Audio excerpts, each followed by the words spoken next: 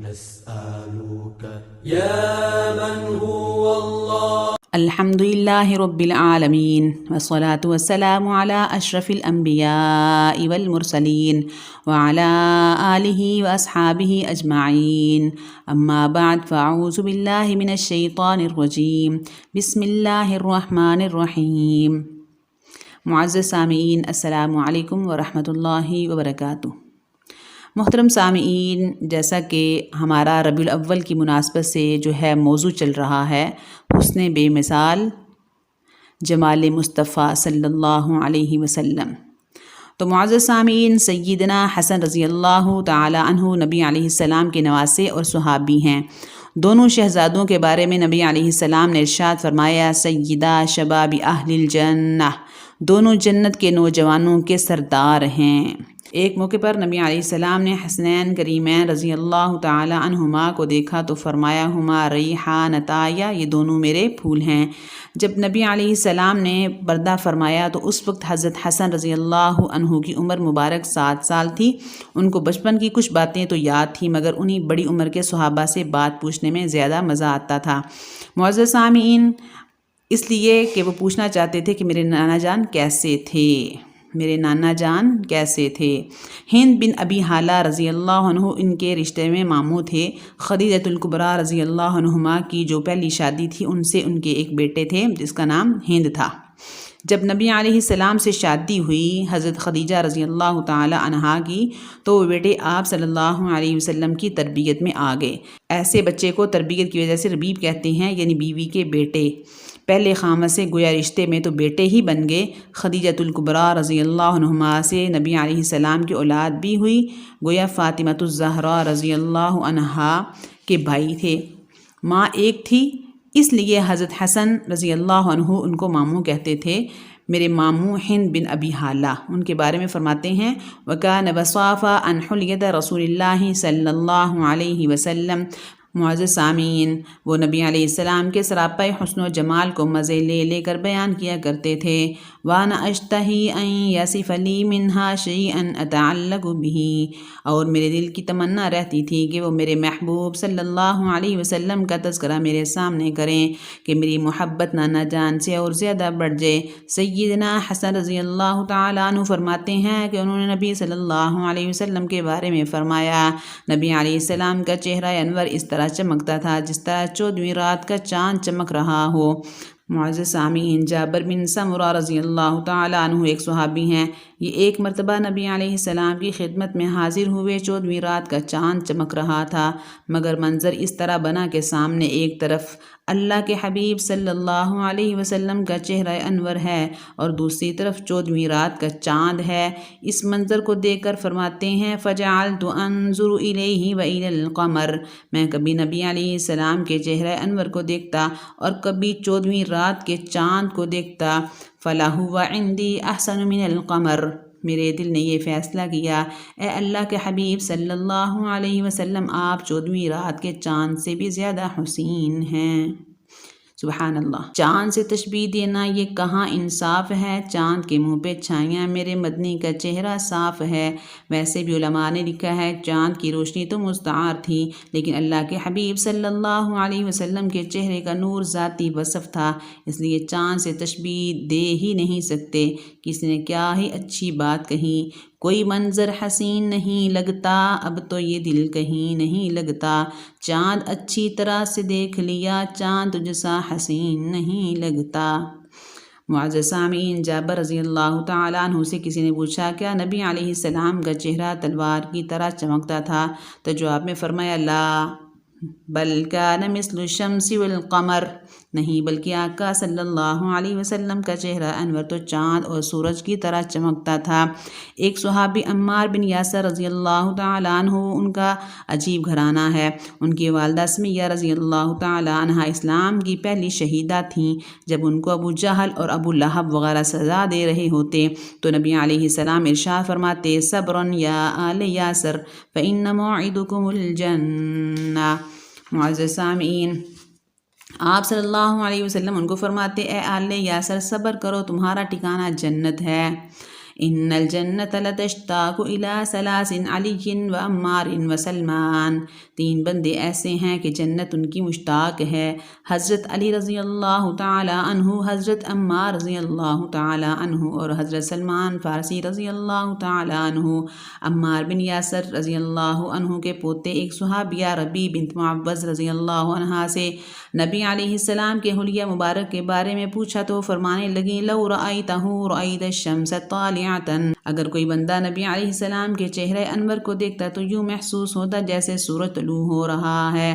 رسول اللہ صلی اللہ علیہ وسلم کے چہرے سے جو انوار ظاہر تھے، انہیں انوار کی کچھ بھیک ہے ان چاند تاروں میں۔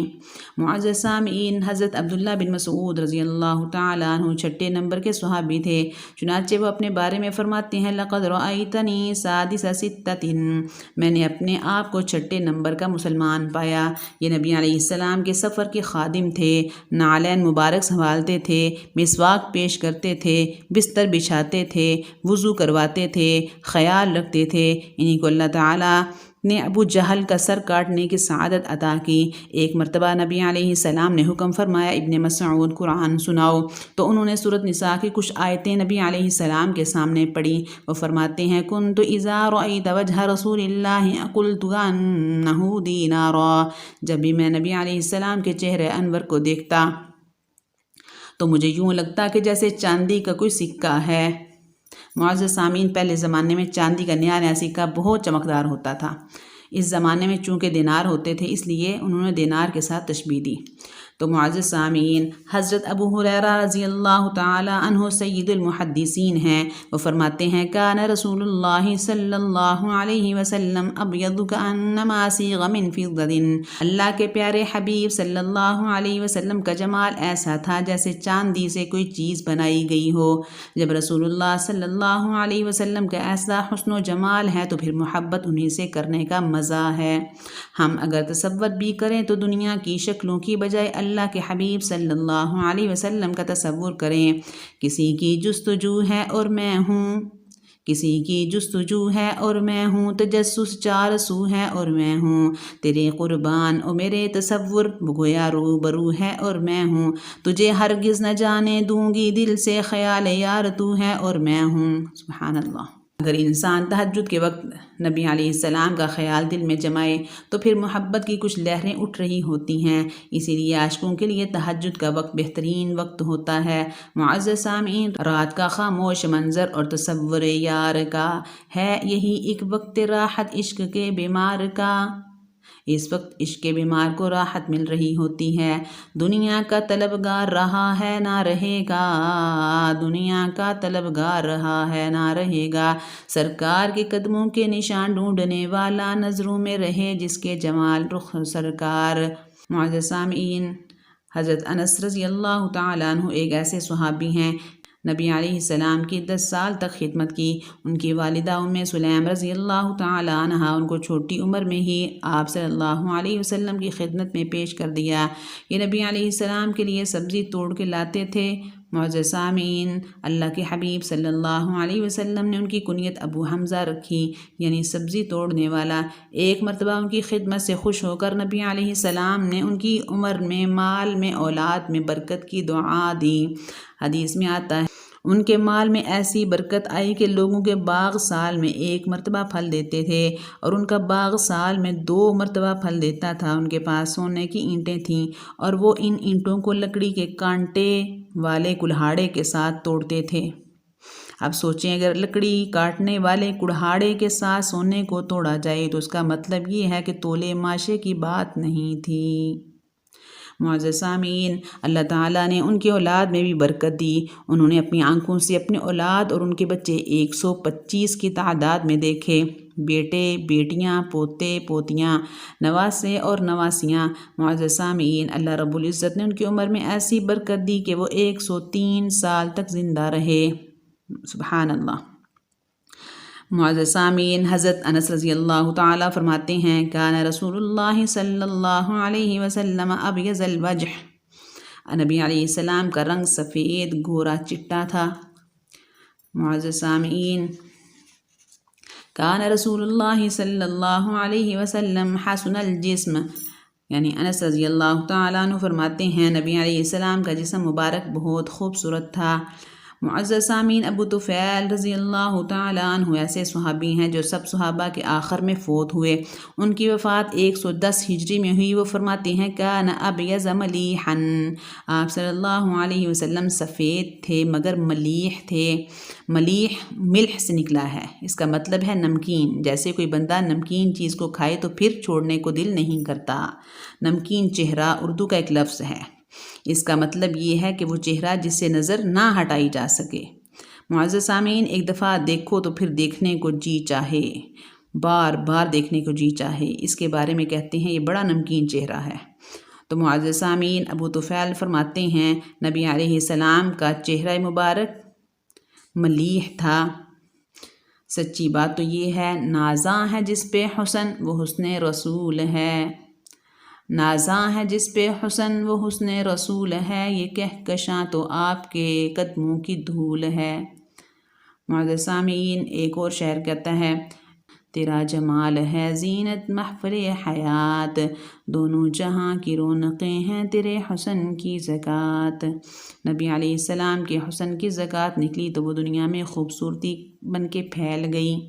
چنانچہ کسی نے عجیب بات کہی، آپ آئے تو دو عالم میں بہار آئی، آپ آئے تو دو عالم میں بہار آئی، پھول مہکے ہیں ستاروں نے ضیا پائی، آپ کے حسن کی قرآن میں خود خالق نے، آپ کے حسن کی قرآن میں خود خالق نے کئی رخ سے رخ انور کی قسم کھائی۔